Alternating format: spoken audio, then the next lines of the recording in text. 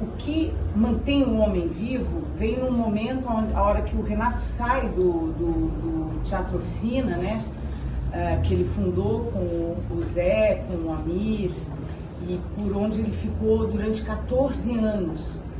E ele monta esse roteiro com a Esther, querendo conversar com aquele tempo tão truculento, aquele governo Médici, muita gente sendo torturada, muita gente sendo atacada, mas tentando ir por um caminho onde eles não fossem censurados, né?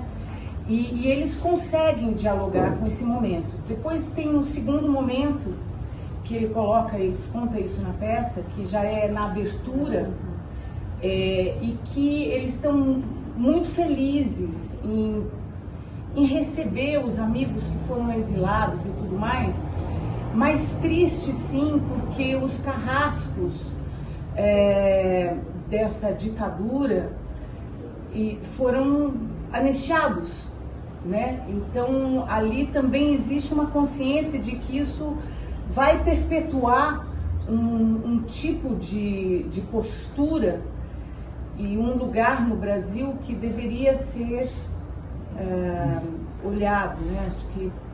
E em 19, quando o Renatinho e o Elcio pegam para fazer novamente a peça, ele diz isso numa peça, no espetáculo, todo mundo sabe o que a gente passou, né? Acho que aqui somos da mesma tribo, da mesma família, tivemos as mesmas perseguições, né?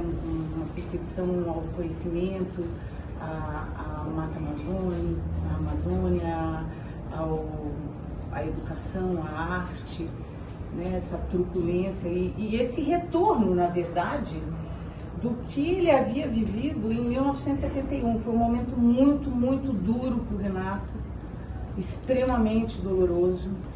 Ele se sentia, como é que era a mesma palavra que ele falava, Rogerinho, no ensaio? Desacatado. Ele falava muito isso no ensaio. Eu estou sendo desacatado. E você via assim a dor que ele sentia por fazer parte de uma geração brilhante e fundamental para que hoje a gente estivesse aqui podendo votar, inclusive, né? Então eu acho que quando eles olham para esse material do Brecht novamente, que foi durante a pandemia, eles chegaram em casa, lembra?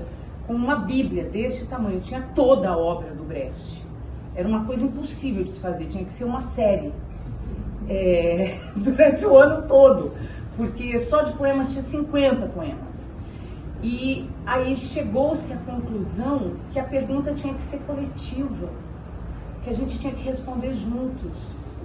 O que nos mantém vivos, né? Que isso era importante nesse momento.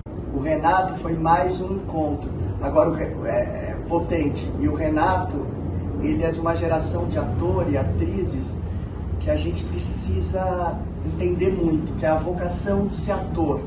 Ele só quer ser ator. Ele falava para mim, como poucos atores hoje, me dirige. Eu quero que você me dirija. Ficava bravo se eu não dirigia alguma coisa. Queria passar o texto 1h da manhã. Sabe? É uma vocação maravilhosa. Eu passo o texto bem direto, ele já combinou comigo. Eu vou na casa dele, a gente fica passando o texto, é delicioso, é uma coisa incrível, assim, esse lugar vocacionado do Renatinho.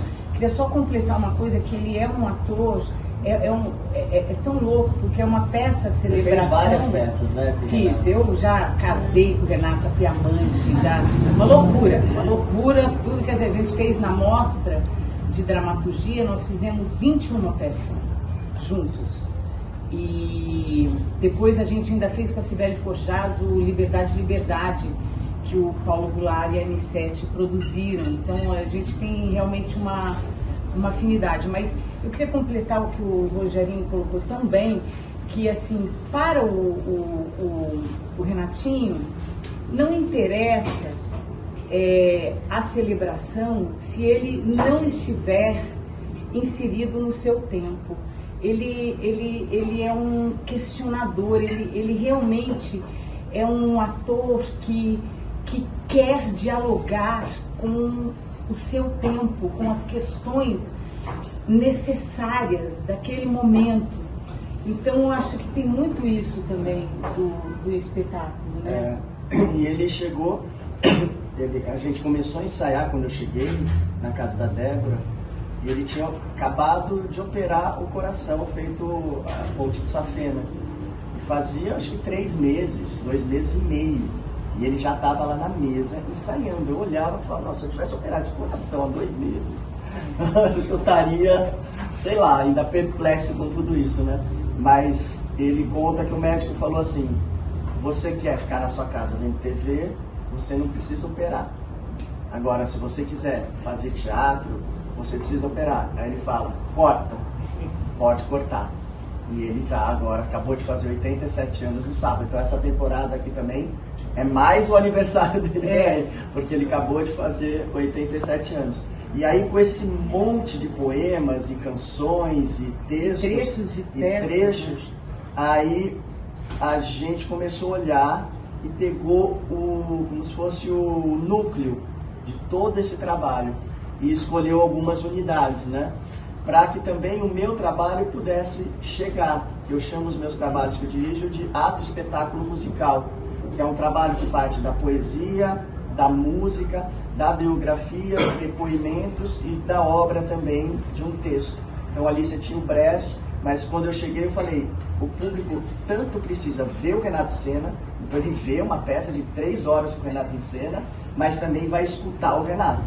Então ele conta as passagens da oficina, ele conta sobre a cirurgia dele, ele conta sobre as parcerias, sobre o que foi fazer a peça em 73. Na nossa passagem pelo Rio, a Italalândia assistiu e fez Na Selva das Cidades com ele dentro do Teatro Oficina. E aí ela entrou em cena, os dois contaram sobre a oficina. Ela fez o Rei da Vela também. Fez o Rei da Vela também. Então, é isso, tem sido muitas camadas e a gente está feliz porque eu acho que a gente conseguiu atingir todas as camadas possíveis e impossíveis desse ator, sabe? Que já ele é uma história, ele é a história. Toda essa obra, esse espetáculo, ele é, quando eu cheguei, uma celebração dos 65 anos de carreira do Renato. E é engraçado porque parece que a gente vai passando por ciclos na celebração da existência desse ator que é uma potência de vida, né? Ele fala, o que me mantém vivo é o teatro, né? Então a gente tem toda a história do teatro. Então a gente estreou no Sesc Anchieta, em São Paulo, pegando uma semana depois da eleição.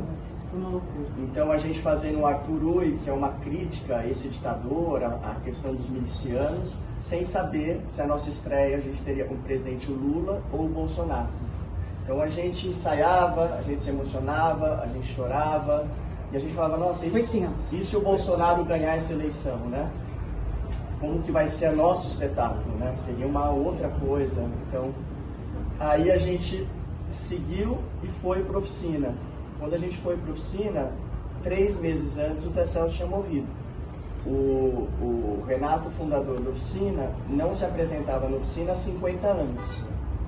E ele tinha ido para lá 3 meses antes e visto o amigo, que ele faz aniversário no mesmo dia do Zé Celso e mesmo ano, no caixão. Então, para nós era uma celebração. A gente falava assim, bom, vamos celebrar essa história, essa vida. Mas o Renato não queria ser celebrado, porque ele estava sofrendo. Então, trouxe uma contradição para a gente falando, porque é muito bonito você poder rever sua vida, voltar para o teatro que você fundou, ver aquele teatro lotado. Mas enquanto a gente celebrava, ele adoecia de alguma forma. Isso nos ensaios, na estreia e até a primeira, segunda semana. Aí ele começou a ter umas crises mesmo, assim, de tudo isso. Uma crise de tudo isso que ele estava vivendo. E aí teve um dia, um pouco antes na roda, ele fala muito pouco, a gente faz uma roda sempre antes de começar, ele se abriu. O Elcio puxou um diálogo com ele, fala alguma coisa. E ele se abriu e se emocionou. E falou, que bom que eu estou aqui, que bom que esse teatro que a gente fundou lá atrás, há 65 anos também, né? Que bom que esse teatro existe. Isso era como se ele estivesse abraçando a gente falando, obrigado. Coisa que até quase um mês de temporada não tinha acontecido. Então essa passagem lá foi muito bonita. E depois disso a gente foi para o Rio, que é onde ele nasceu. Então a gente voltou para o Rio de Janeiro com essa peça e ele podendo celebrar com a família, com primos e com grandes amigos. Com grandes amigos. Então assistiu a peça Fernanda Montenegro, que parou nosso espetáculo chorando, abraçou a gente, fez uma fala linda, Marieta Severo, a Miradade. Então eu sinto ciclos, sabe, que a peça está passando na celebração dessa existência tão importante desse ator que, assim, essa geração, eu costumo dizer que eu devo tudo a essa geração.